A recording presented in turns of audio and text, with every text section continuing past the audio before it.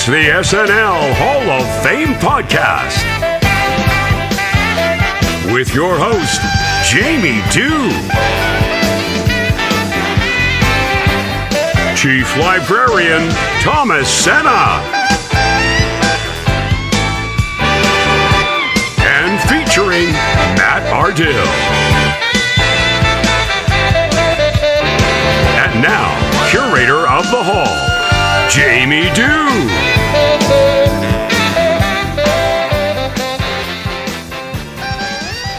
Hey, how you doing? My name is Jamie Dew. I am the host and curator of the SNL Hall of Fame. Welcome to the SNL Hall of Fame podcast, where each week we take a deep dive into the career of a former cast member, host, musical guest, or writer, and add them to the ballot for your consideration. Once the 30 nominees have been announced, we turn to you, the listener, to vote for the most deserving and determine who will be enshrined for perpetuity. Before we go any further, though, I'm going to ask you to please wipe your feet before entering the hall. Once you do that, you can move right past the llamas exhibit and make a hard right at the Weekend Update booth exhibit. You know what I'm trying to say. It's an exhibit. This is a museum. Wouldn't it be cool? Wouldn't that be cool? Oh my gosh, I think it would be so cool. Speaking of cool, this week's episode features our very own Thomas Sena speaking with Will Norman, who you may have heard on the SNL Network Character Countdown podcast. This is just a fantastic conversation, and it's about Alec Baldwin. Interesting, a very interesting person. Somebody that I would have said 6 years ago was a first ballot Hall of Famer, slam dunk. I mean, he's got all sorts of records. He's got a fantastic track record. He's got great characters. But there's one character in particular that he has played maybe a few too many times that has put a bad taste in people's throat at this point. And a bad taste in your throat? No, a bad taste in your mouth. Yeah, a bad taste in your mouth. That's what I'm trying to say. And you know, as such, I think it could be dicey. Now onward to our friend Matt Ardill, who I have kept locked up in the janitor's closet for the last week. Matt, how are you doing in there?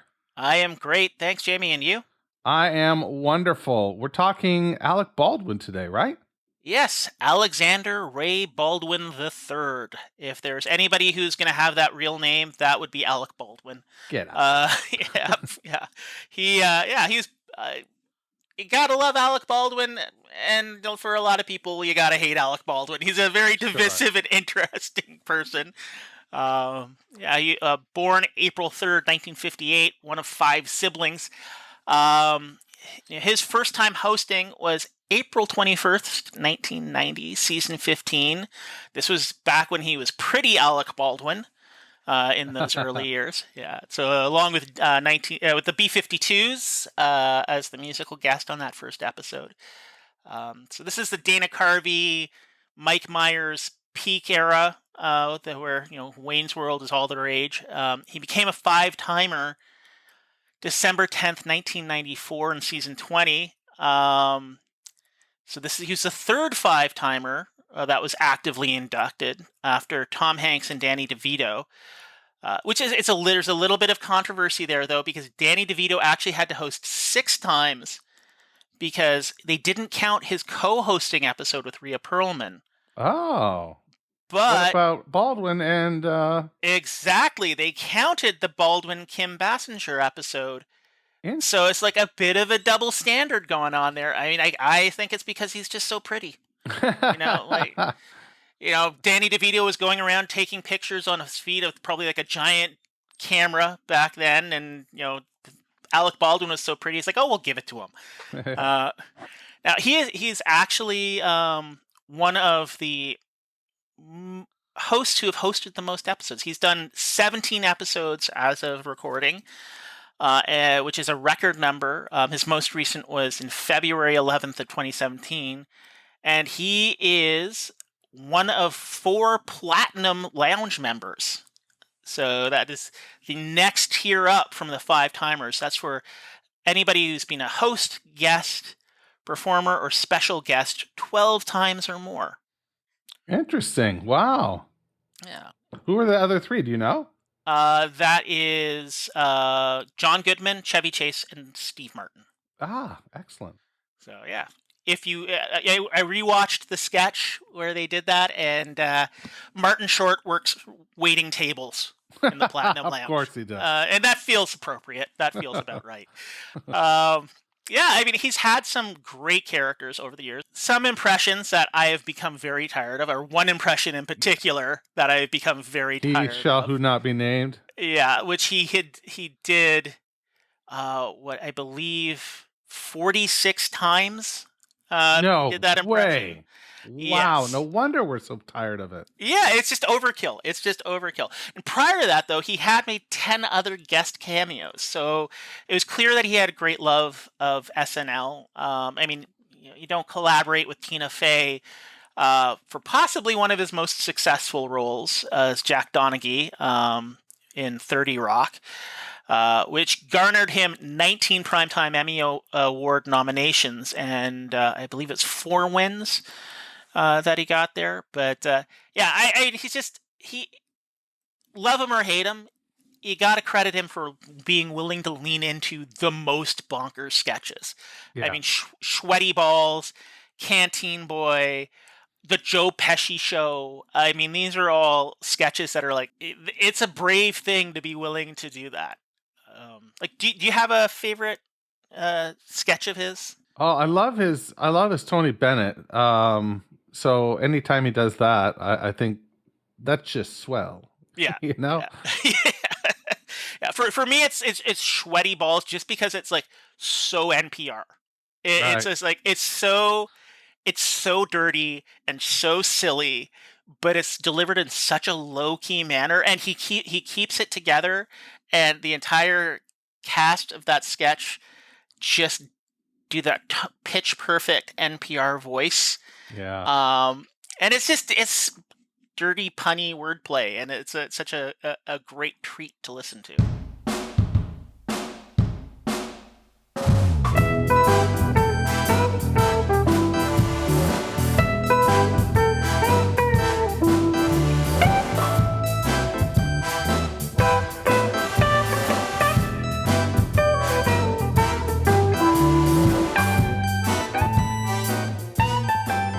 Will Norman, thank you so much for joining me today on the SNL Hall of Fame. Of course, Tom's happy to be here. Thanks for having me.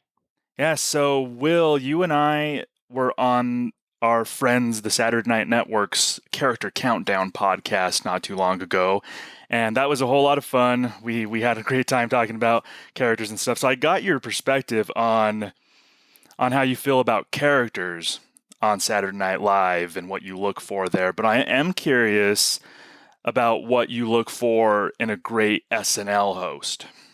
You know, I think there's definitely a lot of crossover, because I think the best hosts are able to bring some characters to it. But now we're talking about all-time hosts. I think one thing that there are a few things that come to mind is, for one, you want someone that comes and is excited, and I think is a fan of the show. When someone comes ready to play and they really appreciate the show and love the show, and that energy comes through in their monologue and the energy they bring to all the sketches that they're in. It's really want someone who really loves the show, that you can see that appreciation come through. I'm a sucker for people that talk about loving the show before they were hosting, or how hosting is their dream come true. I think that's always really, really cool. I think having great comedic timing and being, I really prefer comedians or great actors, because they come to they come to the show with that perspective, and they're also able to play many different characters and be able to be within that moment and really inhabit those characters and stuff when they come to play.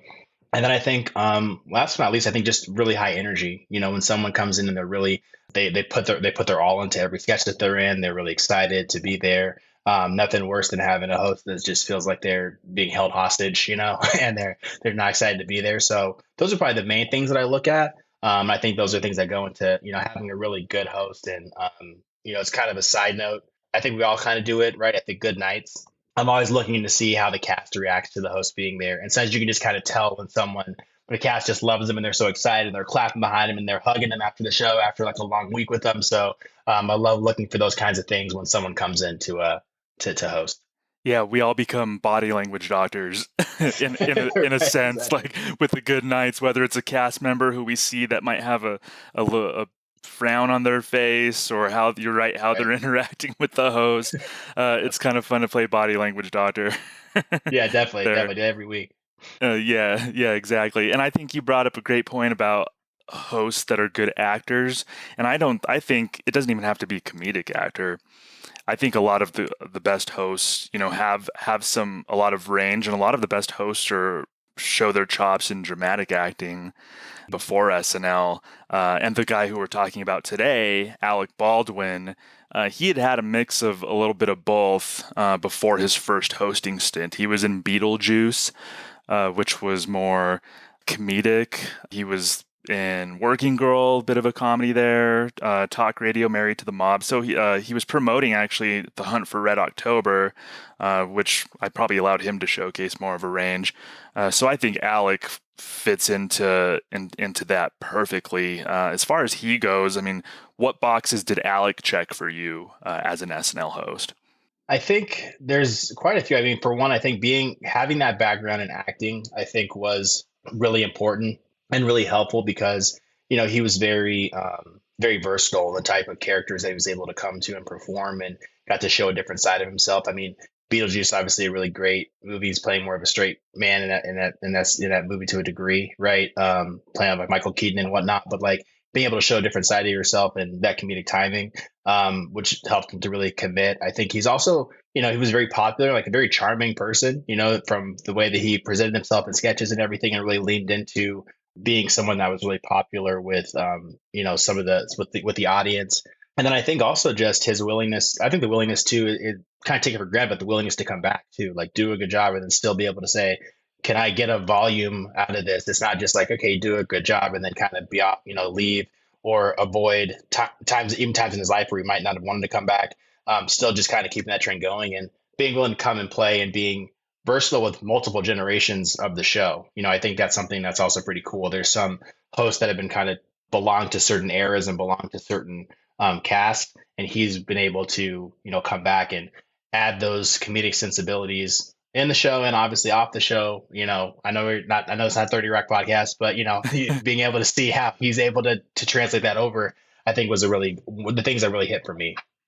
Yeah, one of those boxes, the willingness to come back. I mean, Alec checked that time and again. He checked that 17 times. Like, he had no problem, Yes, yeah, exactly. obviously, coming back. That's kind of bearing the lead, probably, that he still holds the record for most hosting appearances at 17. So, yeah, you're just so right. I think we kind of look for similar things in SNL hosts, and Alec checks so many of those boxes. And I wanted to bring up actually his very first hosting stint. And we could kind of bounce around a little bit, but I think it's important when talking about Alec Baldwin to bring up his first hosting stint, which was April 21st, 1990. That was at the end of season 15. And I think he just proved right away that he was just so willing to play off his persona, but not make the show all about him, which is something that I look for in a good host too, is, show your personality, but not to the detriment of the material. I don't think the show needs to completely revolve around the host's personality, but you want the host to show their personality still. So that first episode, you had talked about how, his charisma, charming. He had a fun, simple monologue right away where he's just kind of posing for the camera, showing his charisma right away and everything. So that was kind of our introduction to Alec Baldwin in that first monologue right away. Did you get a chance to kind of go back and check some stuff out from that first show in particular? Yeah, I was gonna say, I think one of the things that's kind of fun, and you just talked about it a little bit too, was like the willingness to put yourself out there, but willingness to make fun of yourself too. You kind of have to be able to lean into your persona and lean into things that, are the reason why you were even asked to do the show in the first place, but then still be able to take a step back and be a part of the show and just kind of be, whether it's in a lead role or support role to the show. So like I said, it's kind of watching it, like, it's very obvious why he was kind of an instant hit, and then being able to come back too since then. Like, there's not few times, but there's those moments where you see someone hosting to come in for the first time and you're like, man, I can't wait to have this person come back again, and sometimes they do, sometimes they don't. But yeah, I thought he's like a natural right away.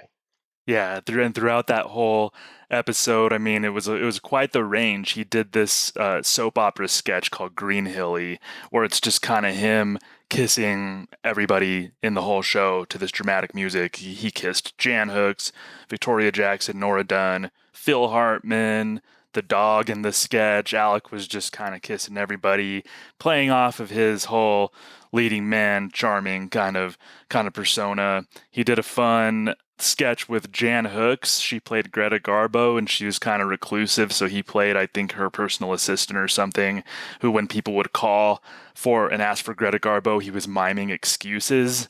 Or Greta Garbo was miming excuses, and Alec had to guess what she was trying to mime. That was goofy Alec right there, taking part in nonsense. Yeah, and that's the thing about it too. Like, you want to have someone who's able to be the straight man, so to speak, when sketches when you need them to, be able to do those kinds of silly things, like be able to act with their body. I mean, there's obviously a lot of material that like we'll get to like over the course of his appearances, but kind of showed off the whole art. He's shown off the whole arsenal multiple times, but especially coming in hot, for his first episode. Exactly.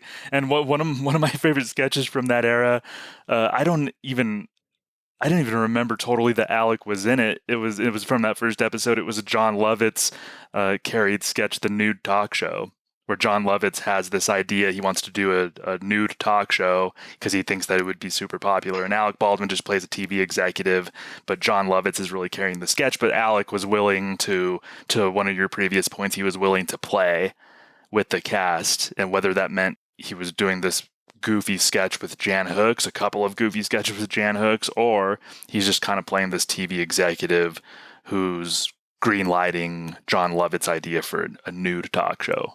Yeah, which is something that's kind of hard to come by sometimes, right? Because sometimes you, like you mentioned before, you have hosts that come in and they might be, they have the energy, but they don't have the ability to take a step back and let the cast do their thing and let the cast be front and center and just kind of be that vehicle to help serve them and to promote them and and be that support system for them to shine in these sketches. And so you want a host that can do both, right? Like, get you a host that can do both, because you have some that are just completely in the background the entire episode, but then when you have ones that can anchor it, that can support, it just kind of lends itself to being able to be there, and then also to moving forward with to other great sketches and characters that are to come, to be able to help and support those as well. That first episode we kind of covered, he just came out with a bang. I mean, I could tell the cast loved him. Even hearing cast members or writers talk about their experience at the show, Alec is one of the first names that comes up as far as good experiences that they've had with hosts or somebody who came on the show and just understood it, just got the show. And I could tell he just impressed them from day one. As far as Alec as a host, what would you like to talk about now? Any sketches, characters that really stick out to you? Yeah, I don't know if we should get to them right now. I mean, there's obviously there's some obvious ones. We could talk about the Sweaty Balls sketch. I think, it's funny because it's like you get a chance to go back and rewatch some of the sketches that he had, and we'll have a bunch to talk through. God, it's probably a pantheon, like his Mount Rushmore sketches. I mean, he's mentioned later monologues, like that's the one that he's people talk to him about the most.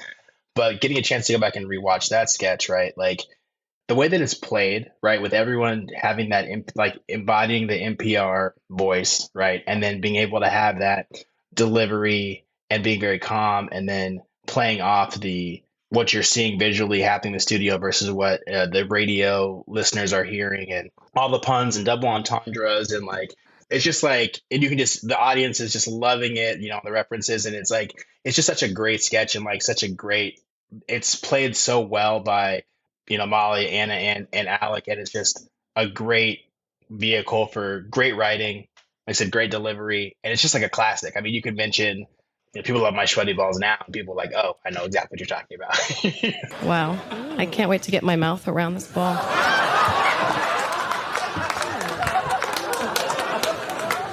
Ooh, I like the way your balls smell.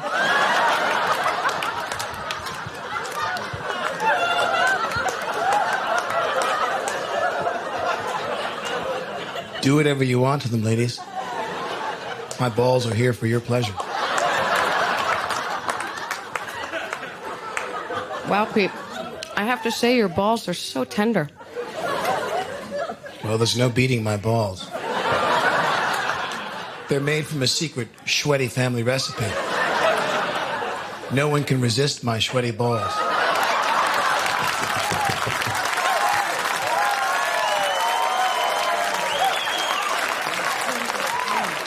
Yeah, it's something that they play. SNL plays when they do Christmas retrospectives.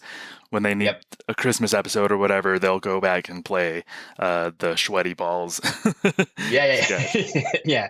And then, I mean, I know they recreated it too later with Betty White, but like, I mean, I'd probably say that's probably one of his. I mean, that's probably at the top of the list from an all-timer standpoint.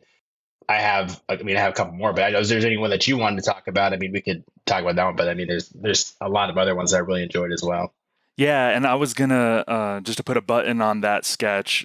That showed me that he just how well. I mean, he has range and he can play with any cast member who's on the screen. So in that sketch, he really had to be precise and match the energy or lack thereof of Anna Gasteyer and Molly Shannon in that sketch. He kind of had to be a third delicious dish person and match the tempo and the energy and the cadence of that sketch, and he just fit right in. And I think that, you know, in lesser hands, a lesser host might have made that sketch awkward. I don't think it would have been memorable. They might have hammed it up too much. They might have put too much emphasis on, like, I'm making a double entendre here, wink, wink, notice it.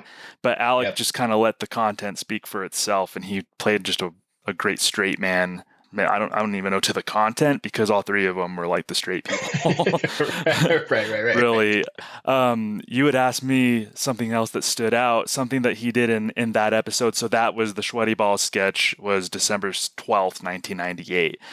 He also in that episode, and this was actually the third appearance of this, was the Bill Brasky sketches that he did with, he first did them with Will Ferrell, Mark McKinney, and David Koechner.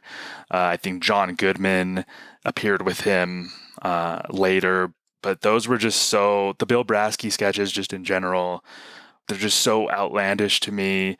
Just big characters that probably don't exist in real life. Like, there's a kernel of that character that I've seen in real life, like the salesperson type of character, but Alec was so good, and matching somebody like Will Ferrell, matching that sort of energy and big bombastic character, just told me a lot about Alec. Did you know Bill Brasky is the godfather of my son? Bill Brasky? Yeah, he's a big fella, isn't he? Oh, yeah, he's a big guy. He's got about 6'7", 385. Well, anyway, he shows up at the church in his golf pants, caked in mud. Well, old Bill Brasky pushes aside the priest and says, "I'll baptize that piece of calamari." And he pours scotch all over my baby son and says, "There, you're baptized." Yeah, because it is, like you said, the energy of those sketches and like how it's just kind of the build. You know, it's like there's a kernel of truth in like the characters that the characters of the sketch, and then also the person that they're, you know, deifying essentially with Bill Brasky, and like all these stories that just kind of build on itself that keep getting bigger and bigger. And like you have to have the right amount of energy in those. And like you said, that's what's one thing that's really great about, you know, a host like Alec, is that he can be in a sketch where he can deliver and be great in this calm way, like so with Delicious Dish, and like have that conversation, but then match the energy of a Will Ferrell in the Bill Brasky sketch, and then be able to, you know, go toe to toe, line for line with like a Janet Hooks and like a diner sketch, and, you know, be able to do impressions and, you know, do all kinds of different things. Like it just kind of speaks to why why I think he's the leader of all time, you know, for hosting appearances. Yeah, exactly. It's like they're inviting another cast member, the long lost cast member, to join them that week to do the show. Yes. Yeah, for sure. Anything else that sticks out? Where do you want to go from here? Yeah, I mean, so I think I guess we can talk about a few more like sketches and stuff, and then we can, talk top line too about it. But I mean, I guess kind of mentioned the diner sketch where he's going back and forth to Jen Hooks, and it's just, he's coming in just super confident, he's dressed up, got the cowboy hat on, jean jacket, and, he's just going back and forth. And intense flirting and intense just going back and forth with her. Can I help you? Do you have coffee? Is that a cup? You think you can fill it? Think you can handle it? I can handle a menu. First look is free. I never paid for looking yet. You better watch it, cowboy. I've been watching it since you walked over here. Yeah, I couldn't help notice what you were looking at, too. I'm not looking at anything that ain't showing. You better keep your eyes on what you're watching instead of what you think is what's showing, because we got rules here, Mr. Rules! I'm gonna be right back. I'll be here. Okay. All right. Good then. Fine. Okay. They're flirting and talking about the double cut of the pie and, whether or not, you shouldn't go around offering your pie for free. And you got Hartman just sitting there too at the diner, just kind of being like a buffer between her and him. And it's just it's a really fun sketch. And I said, when you have those sketches where you just have two people just going back and forth, and the writing and the energy of that one, I think is a really, really fun one. Related to the diner sketch, we actually did a Jan Hooks episode, and that was one of our highlights. The Bill Kenny was on with me, and that was one that we definitely highlighted on Jan's part because of just how snappy her delivery was and everything. But Alec, his role in that was to match her snappy delivery. So there's trading barbs and going back and forth. It had to be quick, that quick delivery. Mm-hmm. And I had mentioned Alec matching Molly Shannon on a gas dyer. Here he's matching Jan Hooks as far as snappiness. Yeah, and I think what's cool about that sketch is that it's gets to the level, but it's an equal. Both parties. I mean, she's crushing in that sketch, obviously, and so is he. But like, it's not taking away from the other person, right? Like they're just in that battle. They're locked in, going back and forth, one liner after one liner, back and forth, and there's not this trying to one up the other person. They're both just kind of in that world going back and forth and keeping the focus on how tight the writing is and the fun and the puns and the double entendres and things like that as they go back and forth, which I think, like I said, it speaks to, the constant theme is, can you come in and play with anybody and then be able to be the leader, be equal, but not trying to outshine other people. I think it's a really great example too. Great points, and that's something I never thought of. That's being a good scene partner, I think, and that's something that when I've talked to other guests about cast members specifically, the idea has popped up here and there about being a good partner in a scene. It's kind of the improv idea of yes-anding in a certain way. It's kind of along those lines of just being a great scene partner and not wanting to one up your scene partner, because that in doing so, the comedy will reveal itself even more if you're at the same level. I think that takes a lot of discipline and I guess lack of ego as a performer in many ways. Yeah, no, definitely. And I think you kind of got to leave your ego at the door, so to speak, when you come to host and be willing to enjoy, because like I said, if you do go too far, you take away from the writing of the writing of the sketch, and you can distract from it. And if you ham it up too much, or anything, it's like the right amount of energy for that sketch. And like I said, it was a great scene partner, to your point, in that sketch. Yeah, for sure. And that was his first episode as well. So I'm sure somebody like Jan Hooks, who's a wonderful sketch comedian, I'm sure had to be impressed with the work that she did with Alec in that episode. There's one that I want to make sure to talk about, one that I really highlighted. Are you familiar with Buckwell's Follies, when he was the gubernatorial candidate? No, remind me of that one. I'm sorry. So he was a gubernatorial candidate, and he just made these unintentional gaffes throughout the sketch. Ladies and gentlemen of this great state, I come before you, a humble man who hopes only to serve other people. And yes, I've stumbled, I've shot Lassie, I've cursed at an infant, and yes, I've wiped my ass with the American flag. But don't let that define me, don't judge me. Because someday you could find yourself in a similar situation. You could kill Babe, that lovable pig. Don't talk about Babe like that! So it was just this escalation that I thought Alec was just so good in. And if you are the listeners, that's season 21, episode 11. The sketch is called Buckwell's Follies, and that's just such a good example of Alec carried that sketch. There were brief appearances by like Will Ferrell here and there, but Alec, that he really, really carried that sketch. And that's just, especially for that season and early on in a new era of SNL, that's one that's always, I go back to and rewatch it's been over 26 years later, and that's a rewatchable sketch big time for me. I have to go back and rewatch that one. Or watch that one. I guess it's memory hall, that one. I feel like, but that's a good one. I was going to say there's a lot of good, I mean, I think one of the other sketches that I've liked of him, and it's a later one, but it kind of goes back to the making fun of yourself, and it's his play on the Christmas elves, the Glenn Ross. That's where he's essentially playing the same character from, when he's in Glenn Ross, and he's like head elf, and he is trying to get everyone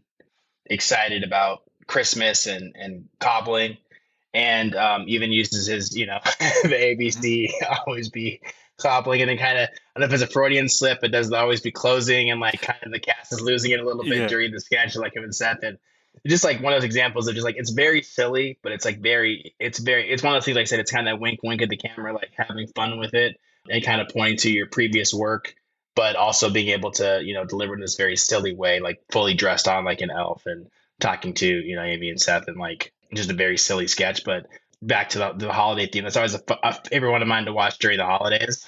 That's one that SNL tends to replay in their holiday episodes as well. I mean, if you weren't a SNL super fan, or if you're less than even a casual fan of SNL, or if you're just getting to know the show and you watched a holiday episode of SNL and they're replaying these sketches, you might think that Alec was a cast member at some point. The way he just kind of pops up in these sketches that SNL showcases during these special episodes, that elf motivation was hilarious. It was such a great play. You're right on the Glenn Ross scene that he was in. That was so good.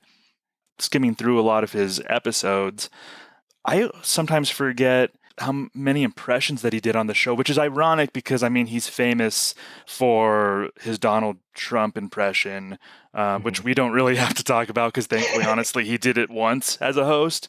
So it was his most recent appearance as a host, and he did the Donald Trump impression. That was the only time as a host that he ever did that. But even aside from that, when he was hosting, I mean, he did impressions of Bono. He did Robert De Niro, I thought, really well. Tony Bennett was great. So I think just as an impressionist, to be able to rely on a host to come in and you can give him or her an impression and they can deliver it really well, that's such a great gift that a host can bring to the show. Yeah, and I would say too, like the amount, Trump aside, the joy that he brought to these impressions. Like, I always felt like Tony Bennett is probably one of his favorite ones to do, because it's just like such a happy person, and the way he portrays it, it's just kind of that just happy energy and super positive. And we did that one quite a bit. Hello, everybody. Hello. I've sung for kings and queens, and one thing's for sure: I love things that are great. I love things that are great. Good things are fantastic. Guess what? I also paint, just a hobby, nothing drastic. 'Cause I dig everything except the things I don't. And I try anything except the things I say I won't. But one thing's for sure: I love things that are great.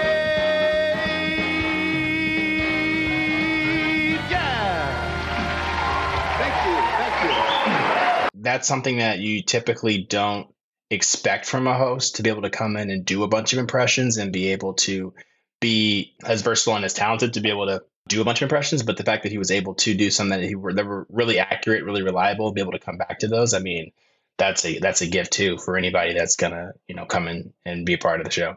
With the Tony Bennett impression specifically, Paul Appel, who was a longtime writer on the show, she helped Alec with that. And she was watching Tony Bennett and they were interviewing him. I think it was some red carpet thing for a movie premiere. And she was watching this and they interviewed Tony Bennett and they asked him, "What'd you think of the movie?" And his response was, "Oh, the movie was great. And I like great things." And she said, you could tell that he probably hadn't seen the movie, but he was just so overtly positive and he thought it was great because he likes great things. And that's just, you saw that those are the types of lines that Alec delivered. So she took that to Alec and Alec just totally made her vision come to fruition on screen. He was so good. He was so good. But yeah, Tony Bennett. with the positivity like on, times a million, and just happy to be there, just, stoked. And she's a guest and singing, and it was super fun. From an impression standpoint, I mean, I think we kind of talked about it a little bit, but, obviously I think Trump is the one that he did the most, but, glad it's not overshadowing, like I said, a lot of the great work that he did before then, and just his ability to, whether it was in official impression or just the characters and the way that he was able to inhabit just types of personalities and people. Thought that he's just a really great, like I said, talented host. There's a silver lining to him being Trump as many times as he was, in terms of, we'll talk about the unofficial cast member standpoint, but it's interesting to me that he was as prolific with all these different areas we're talking about. When you're thinking about what you want from a host, someone who can be a great scene partner, someone who can do impressions, someone who can be a supporting role, someone who can be the lead in a sketch, like able to do all those things, make fun of themselves. Like he was able to do all those things from an impression standpoint and across these different variables, all these different compartments. And like I said, I think he did a really good job. And like I said, it's the reason why he's been there so many times. Yeah, and throughout the years, as if we didn't need any more proof that Alec loved the show and got the show. I love when the show becomes self-referential in a lot of ways. Yes. This happened when he developed a little feud, quote unquote, with Steve Martin as far as their hosting gigs. So the way the way they played off of each other in a lot of those sketches. I mean, the Platinum Lounge, it was Alec's 13th time hosting in 2006, and this Platinum Lounge sketch that he did with Steve Martin was just like so good. It's like two really multiple legends, right, in that sketch. And it's so funny because I will say I love the Five Timers Lounge sketches in general. Just that format, and like whenever someone's close to five getting in there, we go to the Platinum Lounge, taking it the step further. I mean, it starts so great. I love him, Alec coming in and with Maya, and she's like, I don't know if I should be here. And, Hader comes in and he's like, oh, I'm sorry. Like, no, working Catherine was going to be here. And he's like, oh, sorry, Maya, I tried, after saying you would, support, do every can to help a friend. And then like I said, with him and Steve Martin going back and forth. And I just love that is kind of built in as canon for them, like on the world, to show that they're these rivals that are going back and forth and are actively trying to undermine each other, or in this case, kill each other, kind of thing. Here we go. Hey, wait. Isn't that John Goodman? No. Hey, I was in sweaty balls.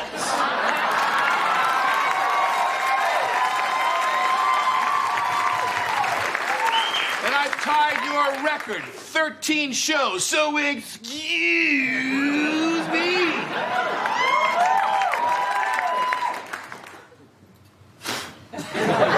Wait a minute. Did you say you hosted 13 times? I hosted 14 times. 14? Wait, let's see. October 23rd, 1976, February 26th, 1977, September 4th, 1978, 3 times in 1978. Oh my God, you're right. Wow. 14 times? I'm sorry about that, Steve. No, I apologize. I mean, I tried to kill you, and that's so wrong today. The same dynamic, too, even with like Martin Short coming in and just like crowd loves it. And Steve Martin's just like sad. As soon as he leaves the screen. So they just had that kind of back and forth, and it's just a really fun way, like I said, for them to, have that meta conversation about what it's like to be hosting on the show that many times, and having that friendly rivalry in terms of who's going to be on top multiple times, whether it's through monologues or through this sketch. But like those two going back and forth and trying to outwit each other. It's just a really fun sketch, and I thought it was a really, really well done. And Paul McCartney popping up, just to add to it. It's like, but what did you think about that sketch? Did you? I mean, I like that one as well. It's interesting to see Alec Baldwin working with someone who I feel is a comedic genius in Steve Martin, and going toe to toe. Alec's not just a funny person for an actor. Alec is a genuine, I think, comedian. Even if not all of his movies are comedic, that showed me that Alec can be viewed as a comedian.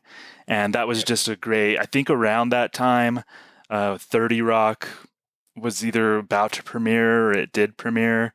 And that coupled with 30 Rock, that sketch coupled with 30 Rock, just showed to me that Alec needs to be called genuinely a comedian, being able to go toe to toe with Steve Martin. I know you brought up 30 Rock, and we're talking about Alec's Hall of Fame candidacy as a host, but I mean, talk about him on 30 Rock. I think that's related to his work on SNL. Yeah, no, definitely. I mean, I think when you look at 30 Rock, I mean, there's obviously a lot of fans. There's a lot of crossover, understandably so, between SNL fans and 30 Rock fans. With him being such an integral part of 30 Rock, I just thought that his Jack Donaghy, I think, is just a great character. He played as an all-timer. And I think when you look at the role that Tina Fey played on the show, obviously a Hall of Famer, and she is probably, if she's not the best, she's one of the best writers to ever come out of SNL. And so her tapping him and giving him that unofficial approval, like in her first, official vehicle outside the show, and saying, I want Alec to be a part of this, getting that, nod, I think kind of adds to the fact that he was someone who was so great on SNL, because that's someone who obviously got a chance to work with and see behind the scenes and how they work and what they bring in and what they put into the craft and how funny they are and their versatility and what he could bring to the characters that she was forming for the show. And so I think that you see the same thing with him on 30 Rock. Like he brings that same level of great acting. He can be serious, dramatic. He does impressions. He all does within the realm of Jack, but is able to inhabit this character who is working amongst a bunch of comedians and is still able to be a genuinely hilarious person as this high level executive, but still be able to provide that comic relief and keep up with your Tina Feys, your Tracy Morgans, your Jack Krakowski's. Like, he's still in that mix, and he's not just in the background. He's a lot of times, the vehicle for the humor in the show too. So I think he just there's a lot of crossover there, but I think, like I said, his work there speaks to how great he did on SNL and why he got the nod to be in such a important part of that show. His portrayal of Jack Donaghy to me is a masterclass of dry humor. And that's so up my alley. I mean, you're talking to someone who, as a kid, my favorite cast member was Phil Hartman, who had a lot of that dry delivery. Yeah. And Alec, as Jack Donaghy, his just dry, no nonsense sense of humor and delivery just spoke to me big time. And that's just such, like I said, just such a masterclass in that type of humor. Yeah, that's not always, that it doesn't always resonate, I guess, with just like somebody who's not like a comedy geek or whatever. But many of us, I'm sure, you're included in that, will just appreciate that type of humor so much. Yeah. And I think one thing to that point, I think why, people who appreciate comedy, like, like yourself, me, like, and people listening, when you do have someone who has a dry sense of humor, you have to be paying attention to find it. And it's not self-serving. It's not looking to bring attention to you. You kind of have to be paying attention. And with his character on 30 with the Jack, he's always just like a zinger, and I'm on to the next. Like, gonna zing you. You got it, you didn't. We're just going to keep on moving. And it's never, a lot of times not grandiose. It's just kind of like dry sense of humor, drop a nugget, keep it moving, but still able to go fast paced. And I think 30 Rock, I want to say, I don't know if it still holds, but at the time, I think had the most jokes per minute from a TV show. And so that pace, and being able to keep up with that, I mean, that is something you don't just hand out to any actor that can be a part of that and be able to be in that role. So it kind of speaks to how he's able to be himself in that dry sense of humor, keep up and keep it coming all the time. Yeah. And even when Jack Donaghy's not throwing out zingers, even when he's just being serious. I think of when Liz Lemon asked Jack, he's being fitted for a tux, and she's writing some material for him, and she thinks it's that evening. We'll get to your problem in a minute. Have you had a chance to think of my zinger? Well, it's almost Thanksgiving, everybody, and I know what this crowd's giving thanks for. Estate tax reform.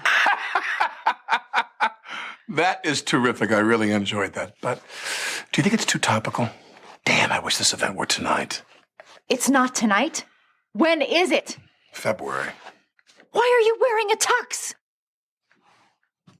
It's after 6. What am I, a farmer? And he's totally serious about that. Yeah. He's not trying to zing anybody. That's just who he is. And Alec plays that just with such straight, he's not overcommitting and trying to tell the audience, here's the joke. He's within his character, just being who his character is. And then the comedy is mined out of that. And I think him being on 30 Rock, Tina Fey hiring him to play Jack Donaghy speaks a lot to how she viewed him as a host on SNL, what she thought of his comedic chops. That's the stamp of approval. Yeah, exactly. That's exactly the phrase I was looking for earlier. The stamp of approval that he got from her, I think, is incredibly important. And like I said, as someone who is, part of SNL lore, when someone, I think we always root for people that leave the show if they have their individual projects, root for them to do well. And so him being able to be a part of, one of Tina's first, after officially leaving the show and everything, I think was really important. And he did a great job. He crushed it. So Alec hasn't hosted since February 2017, and what we've said, he made numerous appearances as Trump, for better or for worse, around that time. We do have to say, tragically, in October 2021, he fired what was supposed to be a prop gun on the set of a movie, and it killed cinematographer Helena Hutchins. And there's been a lot of discussion as to what happened. An innocent woman died due to on-set negligence, and that's what we know. And Alec was named in the lawsuit, one of a few people that was named, that was filed by Helena Hutchins' husband.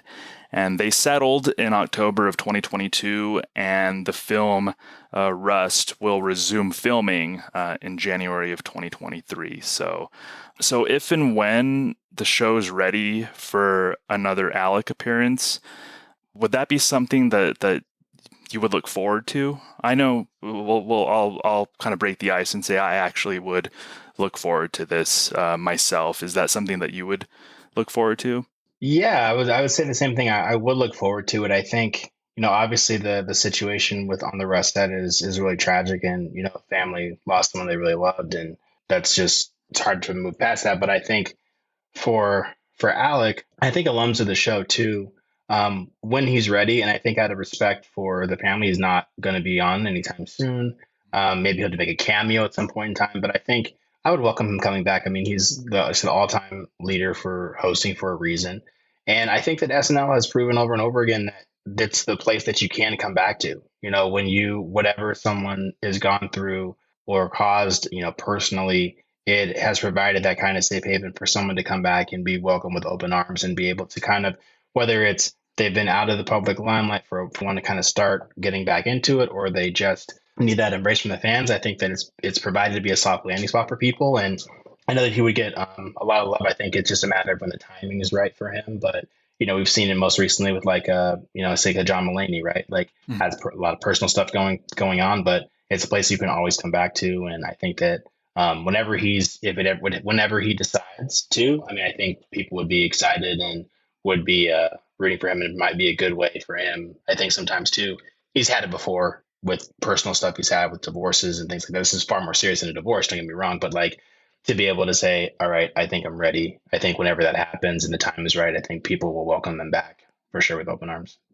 And I think for younger viewers, or maybe people who just got into the show within the last 5 years and really only know Alec as the guy who played Trump, I think appearing on the show as a host again might go a long way to kind of shed that Trump stench that he's kind of associated with now. To me, it's a bit of a shame as far as SNL goes that he's one of the handful of all-time great hosts, but he'll be most synonymous possibly with a certain segment of viewers as the guy who played Trump on SNL. So I think another appearance, as you said, like if and when everybody's ready for that, I think if anything, to shed that association with playing Trump, I think personally would be a good thing to see. Yeah, I agree. And I mean, the thing I was wanted to say and add to that earlier, like there's being associated with that time period and everything, like, and being with such that with Trump as a character on the show and as an impression, we talk about like there being a silver lining. And I know we're talking about, Hall of Fame candidacy here and why someone should, trying to be as objective as possible. I think that a lot of times we talk about hosts and we say, oh, this person could totally be a cast member. Like that's an unofficial cast member. And I think Alec is one of the few who could say, like, I was basically a cast member. I was the show at a time when they needed to address something that was going on topically, domestically, internationally.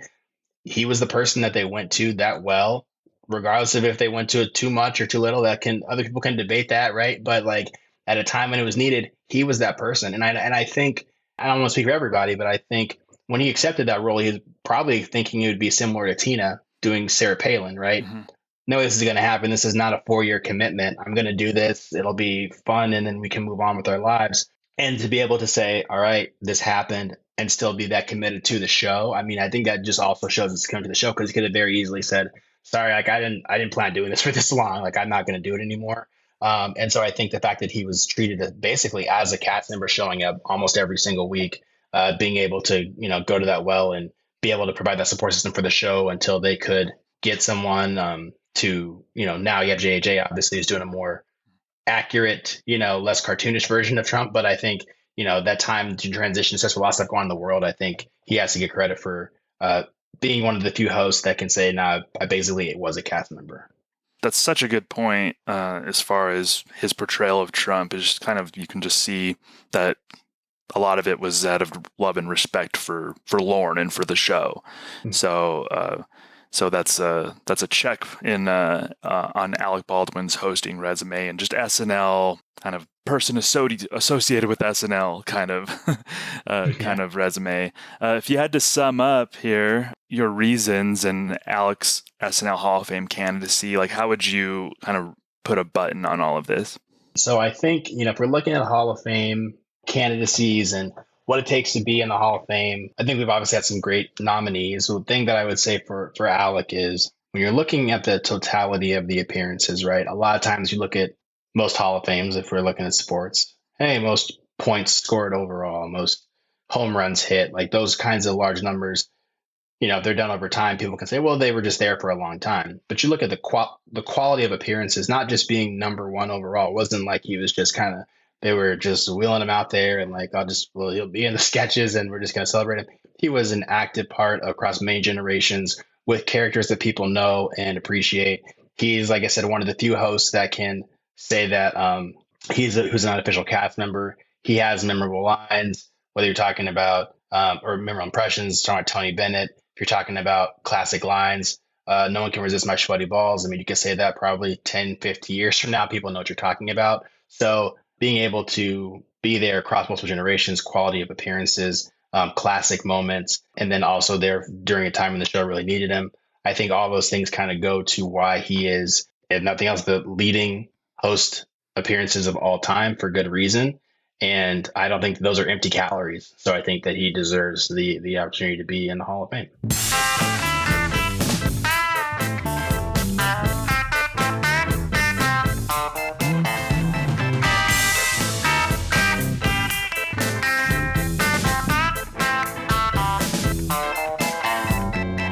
Oh, yeah. Thank you to Casey Lyons for those tasty, tasty licks. We have got a hell of a decision to make now, don't we? Alec Baldwin, do you include him in the Hall of Fame as a first ballot Hall of Famer? Like, let's be clear. He's going into the Hall of Fame. He has to go into the Hall of Fame. I can't imagine a Hall of Fame where he's not there because there's too much of the story of SNL that would remain to be told without him there. The question is he a first ballot Hall of Famer? That's the question. And we'll have to wait and see. Have you registered to vote? If you haven't registered to vote, please do so, or you won't be able to vote when the time comes. And that would be a crying shame. Let's listen to a great sketch now. It was talked about by Will and Thomas in the delightful conversation they had. This is the elf sketch. ELF, not elf. Hey, Willie. No, I can't do that. Hey, Willie. No, can't do it. No, I'm not even going to try. Oh, my gosh. I used to be able to do a mean elf. Like, not a mean elf, like just an elf, you know? Anyway, this is the elf sketch that they brought up in the conversation they just had. So let's go to it now. So what's this meeting about? I don't know. It better be about our tools. My hammer is falling apart in my hands. Elves can't build with tools like this. I'll never be done with my toys by Christmas. Everyone settle down. This is Winter's Breath. He's an elf from the home office. Can I have your attention for a moment because you're talking about what? You're talking about the hammer?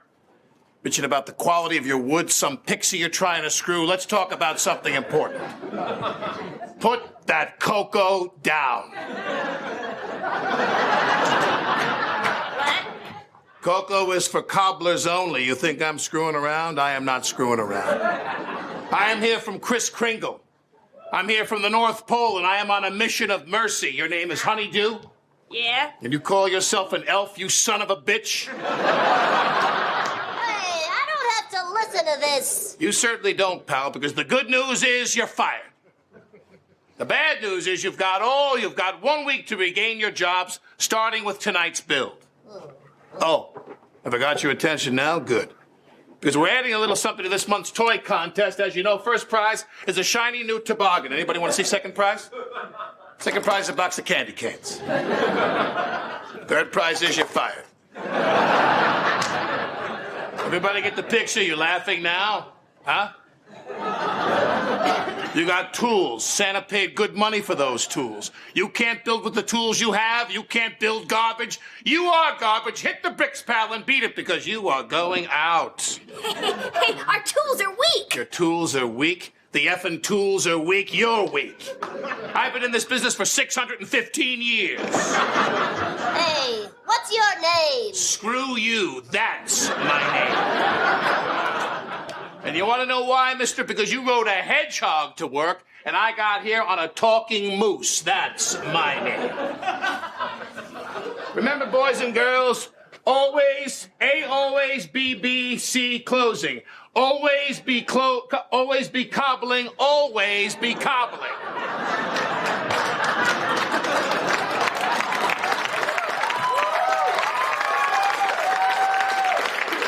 That's incredible.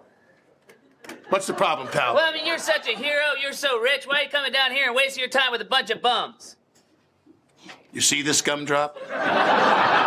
You see this gumdrop? This gumdrop costs more than the mushroom you call a house. You see, pal, that's who I am, and you're nothing. Nice guy, I don't care. Good father, elf you. Go home and play with your kids. You want to work here? Cobble. I can sit here tonight with the tools you got, make myself 15 train sets tonight in 2 hours. Can you? Can you? No. Get mad, you sons of bitches, get mad. You know what it takes to be one of Santa's elves? It takes brass balls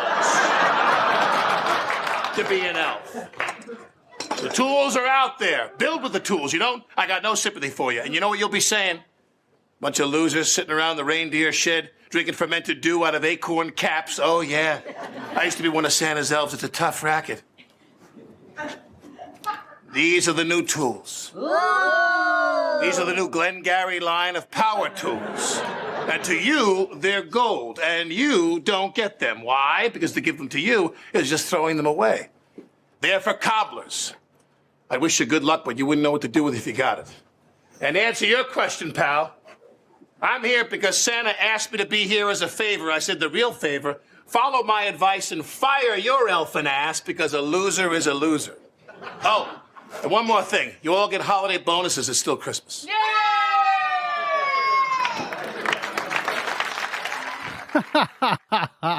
That is dynamite. That is absolutely dynamite. What a great sketch. If you're familiar with the source material, it makes it that much richer, but you don't need to be. It's just fantastic on its own. That was Alec Baldwin in a sketch called Elf Motivation. And I think it seals the deal for his candidacy, quite frankly. Will Norman, thank you so much for joining us this week. For Thomas Sena and Matt Ardill, I am the host and curator of the Hall, Jamie Dew. And please, if you'll do me one favor, on your way out, as you're walking past it, turn out the lights, because the SNL Hall of Fame is now closed. Thanks for listening to the SNL Hall of Fame podcast. Make sure to rate, review, share, and subscribe to the show wherever you get your podcasts. Follow us on social media at SNL HOF. This is Doug Denant saying, see you next week.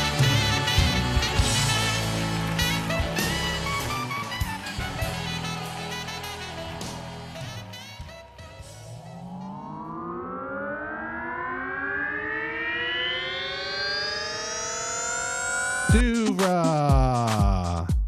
podcasts and such.